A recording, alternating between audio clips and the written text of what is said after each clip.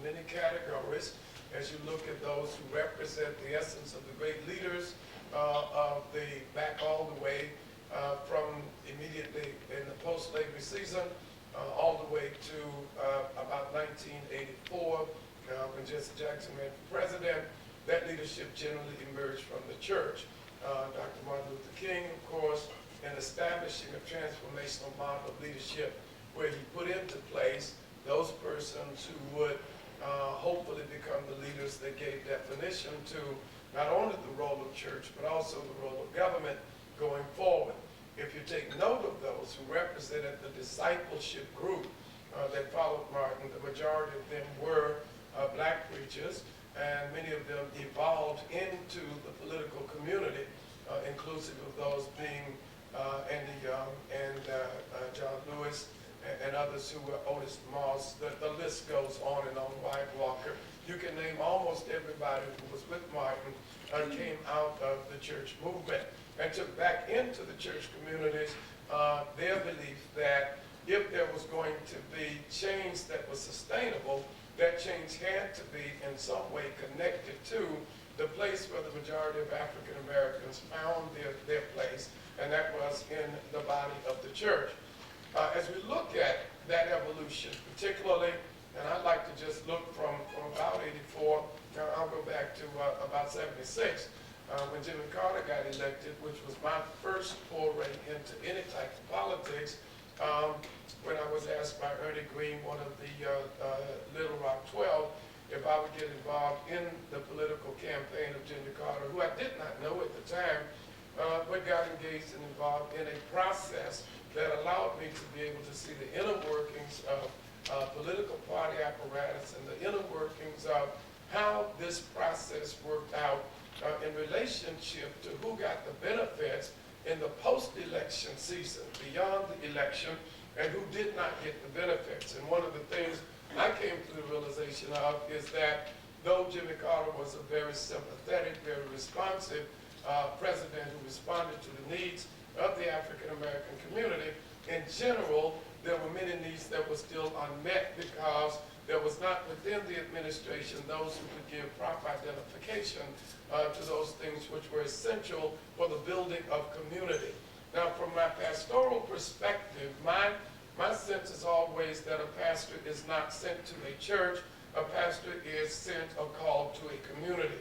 And so my thesis is not one that is relegated to the walls that represent the boundaries that traditionally define the roles that black churches take. Because communities die around churches, churches live on the tradition of the people who remain there. But if the community around it is dying, the church is also dead. It just doesn't know it. It only knows it when people begin to make their sojourn into the suburbs and leave their church standing in a community that does not have any viability or vitality left in it. And so when I came to New York in '76, I took the posture that whatever the needs of the community were, whether those needs were in education, whether it's housing, whether it was involvement and engagement in politics, I had a responsibility for a measure of engagement, a degree of engagement that would bring about a positive change, sustainable change, and indeed transformational change, because the community was considered, St. Albans, where I am, Southeast Queens, was considered a middle-class community in decline. Every news report said that it was declining, so that if I am there as a responsible faith-based leader, my obligation, as I saw it, was to try to create within the church the mechanisms that made the political community realize that this was a church that would engage itself with them in leveraging not only the resources that were coming into the community, but also making sure that those resources were distributed equitably in the same way that they were given to other communities. In building our own school, we realized that there were serious issues, but we realized that the change would not come immediately. My wife is an educator as well, and taught here in the Newton school system. We decided to build the school. And as I look at, and I'm getting to the point to show you how this connects in terms of the political arena. As we looked at building that school, we realized we had to go through a number political entities just to get permission to build a church-based school, pre-K through 8th grade, and we wanted to do it, but by the time you got through that process, this was a 3-year long planning process phase before we could even open the doors to the school, even as we were raising monies to build the school from the ground up. And then I got involved with some senior citizens who had come because they were living in housing that was dilapidating and did not represent where they wanted to be at this stage in life. We built senior housing, and then I came to a place where I realized we were losing people in our neighborhoods because there was too much crime, too much drugs.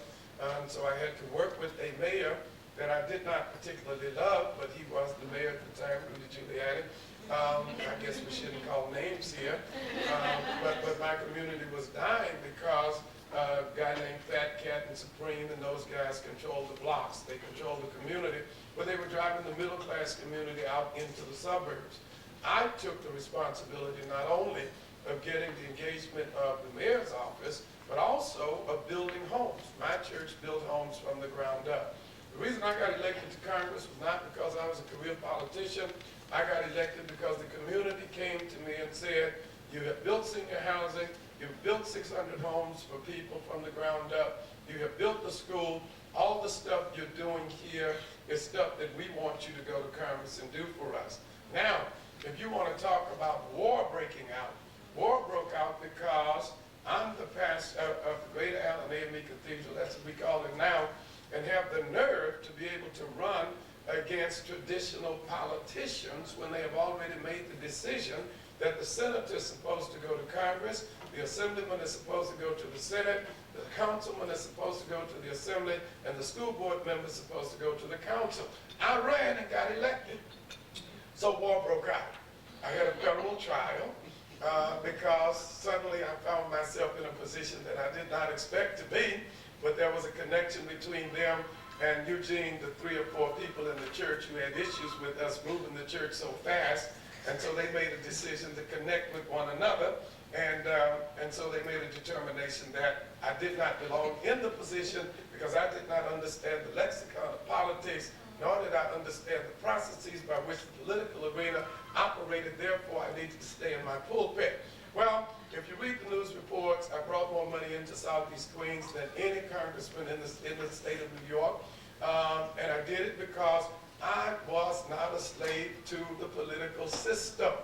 And our problem as African American people is, and I would say this even if Democrats were in the room, we have become so enslaved to a system that does not necessarily deliver for us. But I'm in a position, I have a 23,000 member congregation where they have to come to us in order to participate, to get elected. They expect me to get engaged. I don't get engaged in every election, but I pick and choose the elections that make sense as it relates to my people. I think the faith-based community, when it is strong, when it is not an instrument that is used by the political establishment, but understand how it can use the political establishment to leverage the resources to make a better community, that's a proper place for it to be. And if it is in that place, and it always understands its integrity is at stake, if it gets too engaged in politicians merely because it expects some kind of giving back as it relates to resources directly to an individual. I have 11 corporations. There are various things that we do. We do everything that you can define in terms of what our community participation is. And so I think there is a place for the